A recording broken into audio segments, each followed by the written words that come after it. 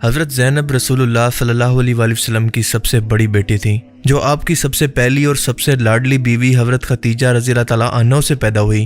وہ قاسم بن محمد صلی اللہ علیہ وآلہ وسلم کے بعد پیدا ہوئیں، یعنی ان کی پیدائش مکہ مکرمہ کے اندر رسول اللہ صلی اللہ علیہ وآلہ وسلم کے اعلان نبوت سے تقریباً 10 سال پہلے ہوئی۔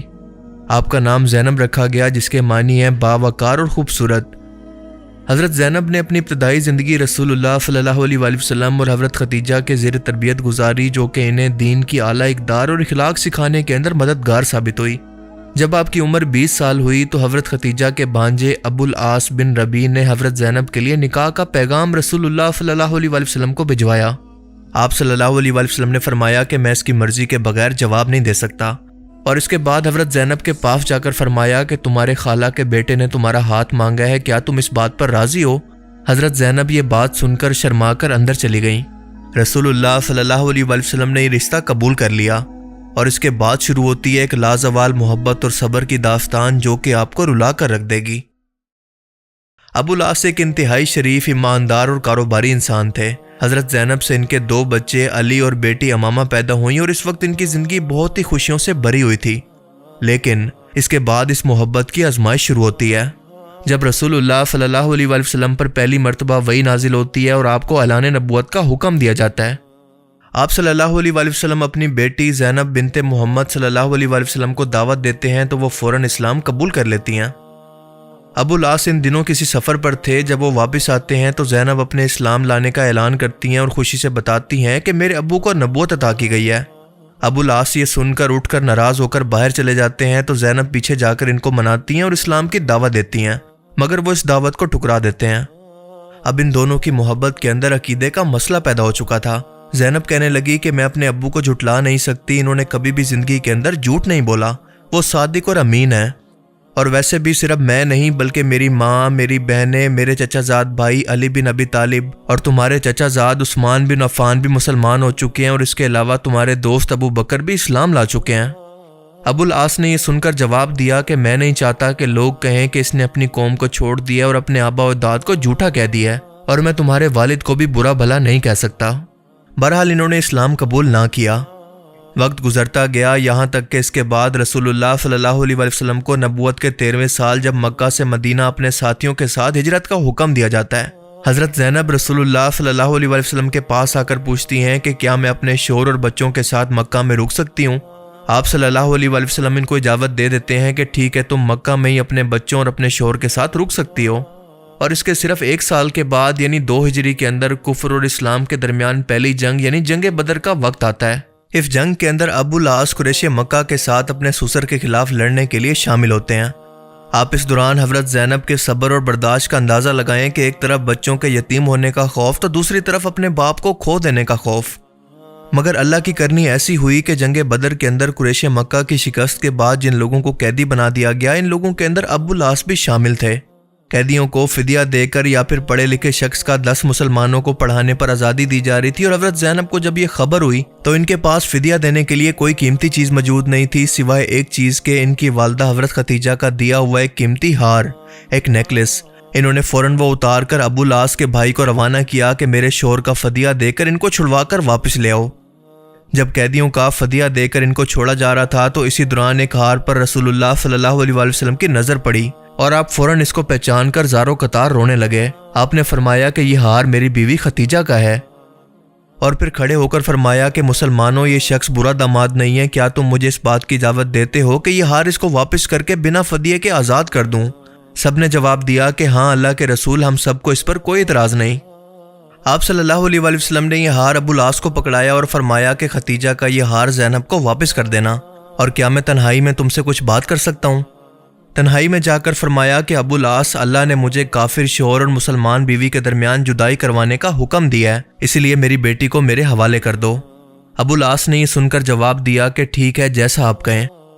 جب یہ مکہ پہنچے تو حضرت زینب اپنے شوہر کے استقبال کے لیے مکہ کے داخلی دروازے پر کھڑی تھی۔ ابو العاص پر نظر پڑی تو سب سے پہلے ان کو دیکھتے ہی انہوں نے زینب سے کہا کہ آپ جا رہی ہو؟ زینب نے پوچھا کہ کیوں، کہاں؟ ابو العاص نے کہا کہ میری اور تمہاری جدائی کے لیے اپنے باپ کے پاس واپس چلی جاؤ۔ حضرت زینب نے کہا کہ آپ میرے ساتھ نہیں چلو گے؟ کیا اسلام قبول نہیں کرو گے؟ ابو العاص نے جواب دیا کہ نہیں۔ لہٰذا حضرت زینب اپنے بچوں کو لے کر مدینہ روانہ ہوتی ہیں، لیکن راستے کے اندر جب کفار مکہ کو اس کی خبر ہوتی ہے تو ان کی سواری پر ان کو نیزے سے حملہ کر کے ایک پتھر پر گرا کر ان کو زخمی کر دیا جاتا ہے، اور اس کے بعد یہ واپس آ جاتی ہیں۔ لیکن کچھ دن کے بعد دوبارہ حضرت زید بن حارثہ اور باقی صحابہ کرام نے انہیں رسول اللہ صلی اللہ علیہ وسلم کے پاس حفاظت سے پہنچا دیا۔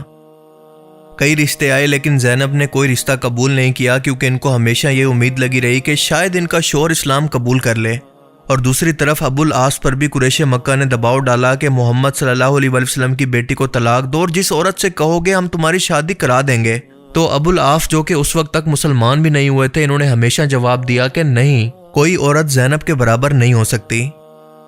6 سال کے بعد ابو العاص ایک قافلے کے ساتھ مکہ سے شام سفر کر رہے تھے، تو راستے کے اندر رسول اللہ صلی اللہ علیہ وسلم کے صحابہ کی ایک جماعت نے ان کو گرفتار کر لیا اور اپنے ساتھ مدینہ لے آئے۔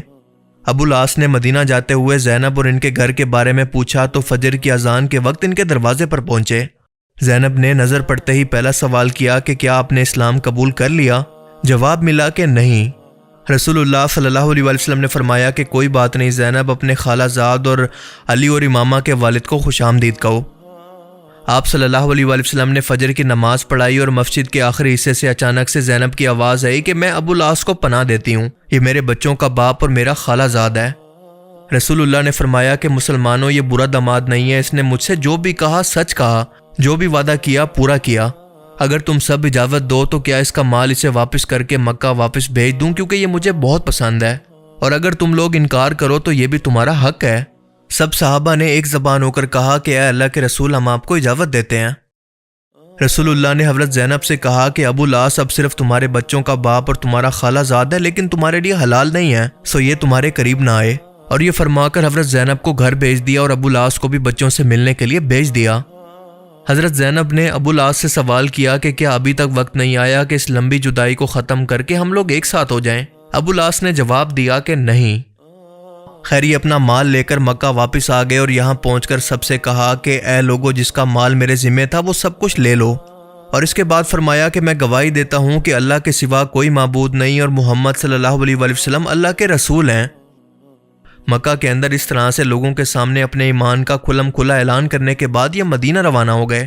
سیدھا نبی پاک صلی اللہ علیہ وسلم کے پاس گئے اور فرمایا کہ کل آپ نے مجھے پناہ دی تھی اور آج میں یہ کہنے آیا ہوں کہ آپ اللہ کے رسول ہیں اور اللہ کے سوا کوئی عبادت کے لائق نہیں۔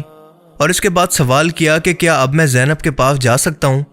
آپ صلی اللہ علیہ وسلم یہ سن کر مسکرائے اور ابو العاص کا ہاتھ پکڑ کر فرمایا کہ چلو میرے ساتھ۔ زینب کے دروازے پر پہنچے اور فرمایا کہ زینب، تمہارا خالہ زاد آیا تم سے رجوع کی اجازت چاہتا ہے۔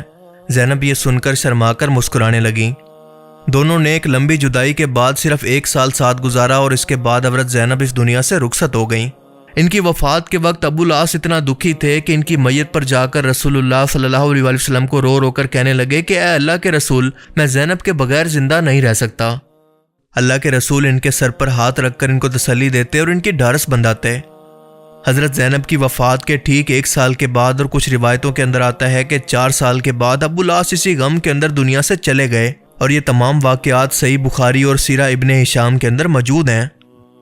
سن 7 نبوی کے اندر رسول پاک صلی اللہ علیہ وسلم اور آپ کے ساتھیوں کو شعب بن ابی طالب گھاٹی کے اندر قید کر دیا گیا۔ قریش مکہ نے آپ کا سوشل بائیکاٹ کر دیا اور آپ پورے 3 سال تک یہاں پر قید رہے، اور اس ٹائم کے اندر آپ نے فاقوں پر زندگی گزاری۔ ان سب مصیبتوں میں حضرت خدیجہ رضی اللہ تعالیٰ عنہ اور آپ کی سبھی اولاد بھی شریک رہی۔ حضرت زینب کو جو اس سے تکلیف پہنچی، اس کے بارے میں حضور پاک نے فرمایا کہ یہ میری سب سے اچھی بیٹی تھی جو کہ میری محبت کے اندر ستائی گئی۔ اسلام قبول کرنے سے پہلے بھی جب ابو العاص کافر تھے، اس کے باوجود بھی شعیب بن ابی طالب گھاٹی کے اندر گزرے کٹھن وقت کے اندر کسی جانور پر کھانے پینے کا سامان لاد کر وہ اس جانور کو جان بوجھ کر اس گھاٹی کی طرف ہانک دیا کرتے، اور وہ یہ سب کچھ زینب اور ان کے والد کی محبت میں کیا کرتے۔ حضرت زینب کی وفات کے بعد تبرک کے طور پر رسول پاک نے اپنا تیمن شریف ان کے کفن کے اندر ڈال دیا اور نماز جنازہ پڑھا کر خود اپنے مبارک ہاتھوں سے اپنی سب سے بڑی اور لاڈلی بیٹی کو قبر کے اندر اتارا۔